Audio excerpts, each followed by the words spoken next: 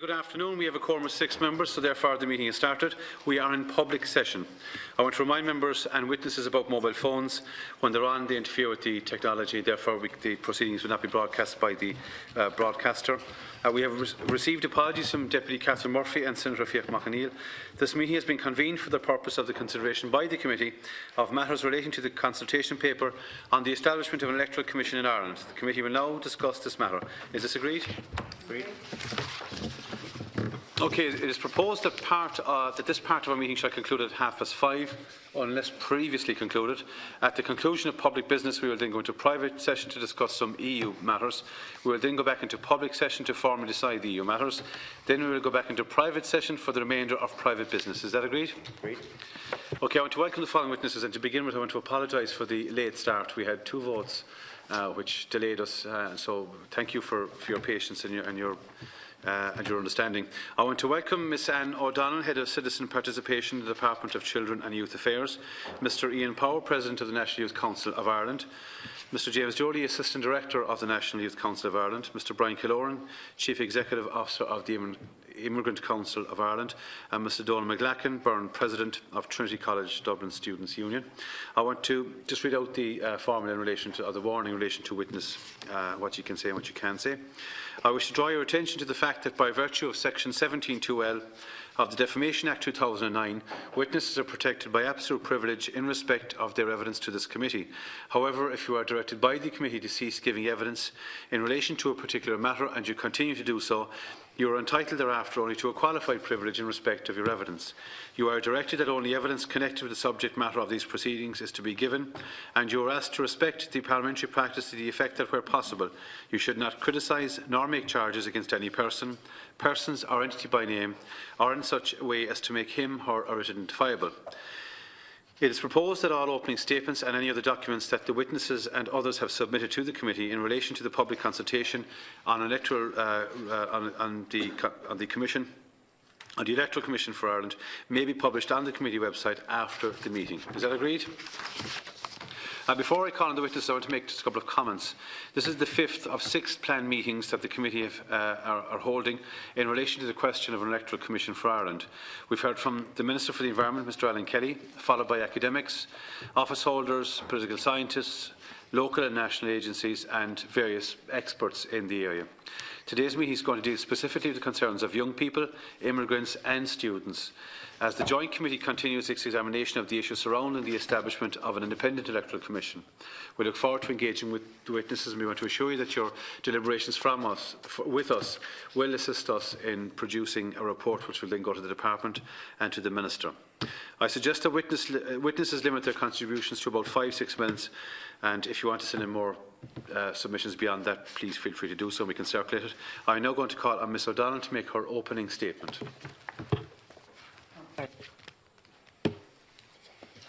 That will come on automatically. Thank you, Gaeltacht, and thank you to the committee for inviting me here today. I'm really going to speak mainly because there are other people here who will speak probably about older young people. I will really confine my comments to in general to talking about children and young people under the age of 18 and the importance of their capacity to engage in decision making on issues that affect their lives. So I hope that many of you are aware that 2 weeks ago we launched this national strategy on children and young people's participation in decision making. And we are the first country in Europe and very likely the first country in the world to have developed a national strategy on children and young people's participation in decision making. The strategy is very heavily influenced by the UN Convention on the Rights of the Child and the EU Convention and other conventions. So really the purpose of the strategy is to ensure that children have an opportunity in their individual and collective lives to have a say in everything that affects them. And no country knows better than we do what happened in bygone days and not so bygone days when children weren't listened to. And if you look back at all of the major abuse scandals in Ireland, every one of them has one thing in common, and that is that nobody listened to children. So I think it's very important, and it's a very good measure by this government that they recognise that we need to leave that past behind, and we need to engage with listening to the voices of children and young people and acting on their voices and protecting them. So as well as protecting children, equally important is empowering them. And that's one of the most important aspects of Article 12 of the UN Convention, which is about the rights of the child.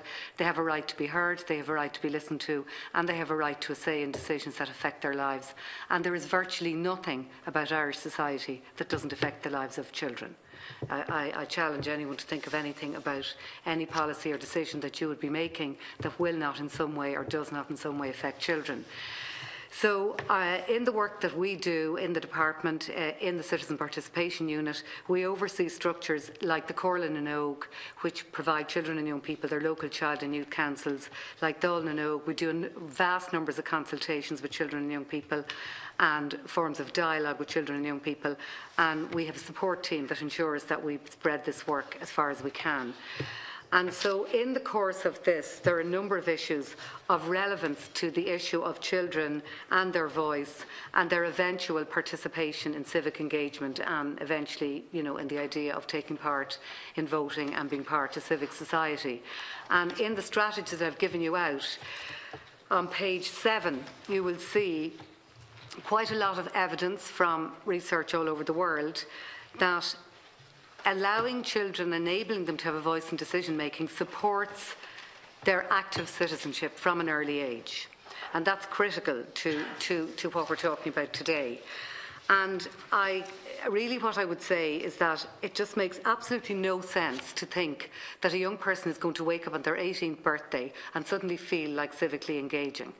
If they haven't been engaged before that, if they don't feel that having a voice is in some way makes them an active citizen and makes them have some kind of influence on in their everyday life, why would they want to bother engaging in society? There's no light bulb moment at 18 that you suddenly wake up and feel, oh, I'll be very civically engaged now, if they never have been to date.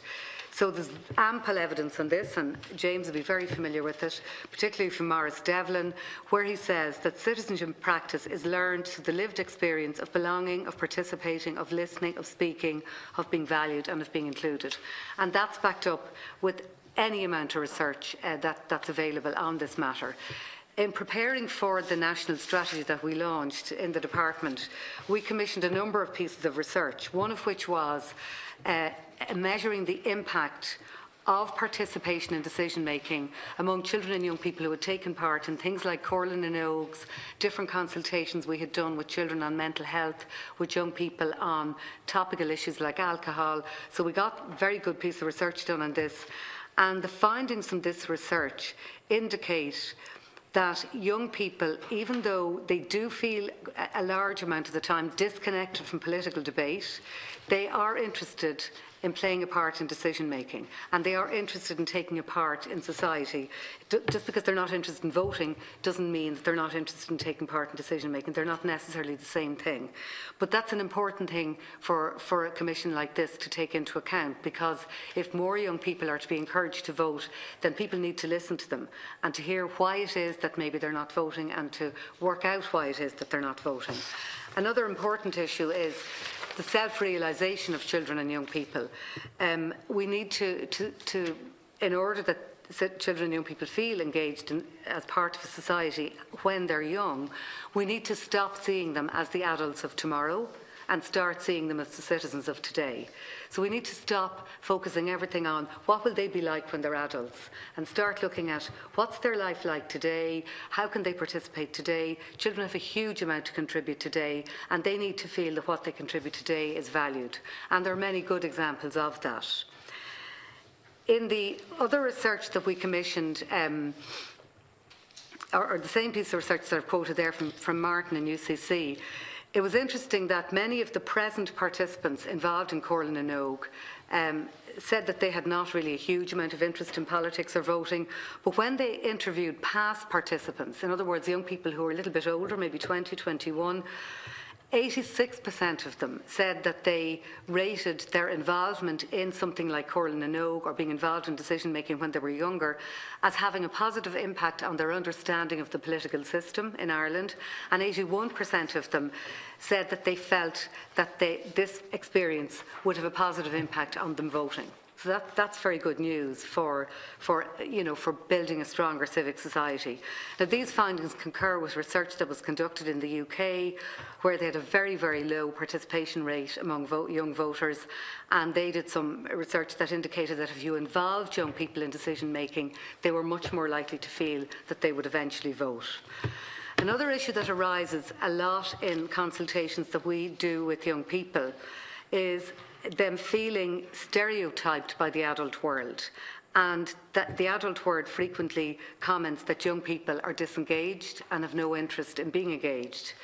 Now, the evidence is not there to back this up. Young people themselves are very, very interested in engaging.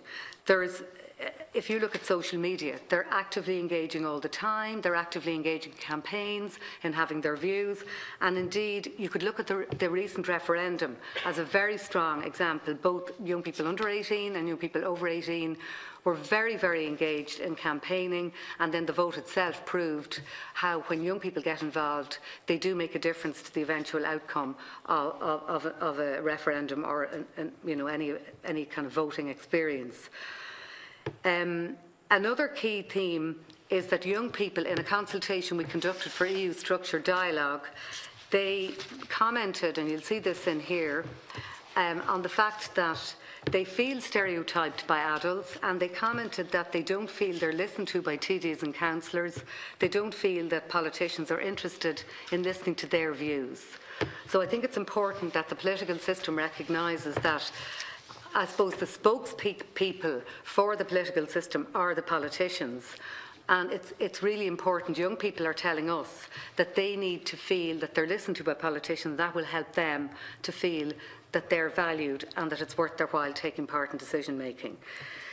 So I would really just like to finish by saying that certainly our experience of working actively with young people and children on a regular basis is they're very, very interested in topics and issues of social concern, and they're particularly interested in a fair society.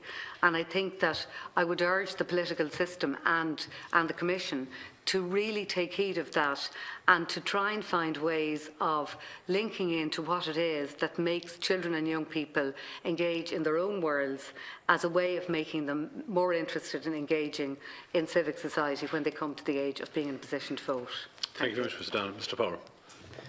Gaeltacht, Deputies, Senators, on behalf of the National Youth Council of Ireland, I'd like to thank you for the invitation today to discuss the establishment of the Electoral Commission. We addressed a number of issues in our submission, but given the time constraints, I'd like to focus primarily on our priority areas, namely the role of an Electoral Commission in managing voter registration and promoting turnout, especially amongst young people. NYCI has and will continue to promote active citizenship amongst young people and to empower our peers to participate in our democracy, and many of our member organisations have done this consistently over time in terms of organising campaigns to encourage and support young people to have their voices heard and to turn out in elections and referendums. I think we particularly welcome the fact that voter turnout among young people between the ages of 18 and 25 has increased significantly since 2002.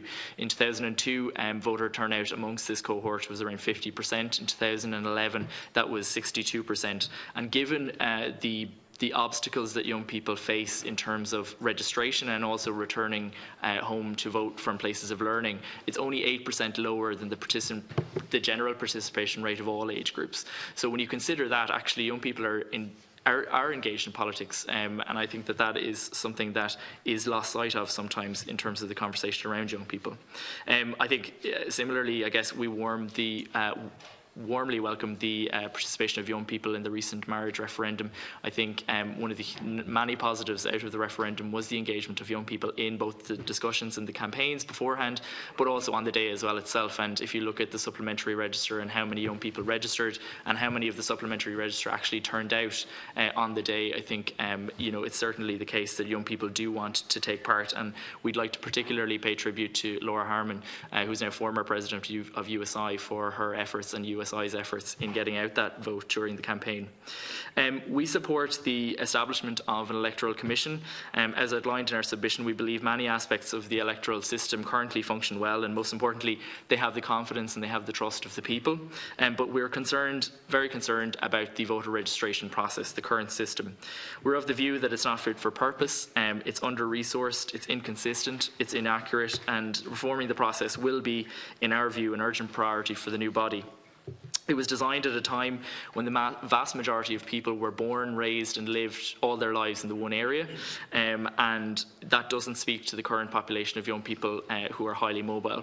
Our analysis would suggest that the means by which the register is currently compiled is leading to the exclusion of greater numbers of young people. In the autumn of last year, we conducted a poll through the Red Sea relating to electoral matters and particularly voter registration. And the poll found that 30% of young people aged 18 to 25 were not registered at that time, double the rate recorded when a similar poll was conducted in 1999, which was around 14%. So, from our perspective, democracy is diminished and undermined when so many young citizens are excluded.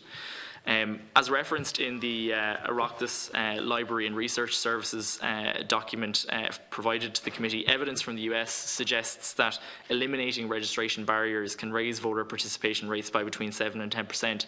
It also suggests that barriers in relation to young people when they're moving around, it decreases their participation rate by 17%. So it's a huge issue for young people, and the current annual cycle whereby the register is revised on an annual basis and closed on an annual basis requires those seeking to be added to the register during this period to have to go to a very cumbersome process to be added to the supplementary process. The establishment of an electoral commission would also facilitate the development of a centralised system for online voter registration. While it is possible to check currently whether or not you are on the register, many young people cannot understand why it is not possible to register online. This would not only assist those seeking to register for the first time, but it would also assist those voters who wish to change their address to which their vote is registered. And an online process would reduce the administrative burden on the Electoral Commission and on local authorities, we believe. The establishment of an electoral commission will not solve all these problems unless it's properly resourced. We note from the department's consultation document that just over €4.8 million was allocated to local authorities to maintain the electoral register in 2014. We got in touch with the Electoral Commission in New Zealand to find out how much they invest in their voter registration system. As they have a similar number of electors, they have 3.3, we have 3.1. Sorry, the other way around. We have 3.3, they have 3.1. Their annual spend on the electoral register is 20.5 million New Zealand dollars, or the equivalent of 12.5 million, so 2.5 times basically what we spend on maintaining our electoral register. If we want an accurate and complete and user-friendly voter registration system, we need to invest in it by employing strategies that are innovative in order to maintain it. We also believe that Electoral Commission has the potential to play a leading role in the research on voter registration and voter mobilisation. Based on our experience to date, we're of the view that the Electoral Commission should be empowered to fund campaigns by non-partisan and non-governmental bodies that are solely concerned with promoting voter participation. And while any reform of the electoral system should, as we outlined in our submission, be progressed in a careful and considered fashion, we ultimately need action. An electoral commission was first promised in 2007 and, as stated by the government, will not be in place for the upcoming general election. We would like to see a commitment that the electoral commission will be established by 2017 and that such a body is given the powers and resources and time to be able to oversee the next local and European elections in 2019.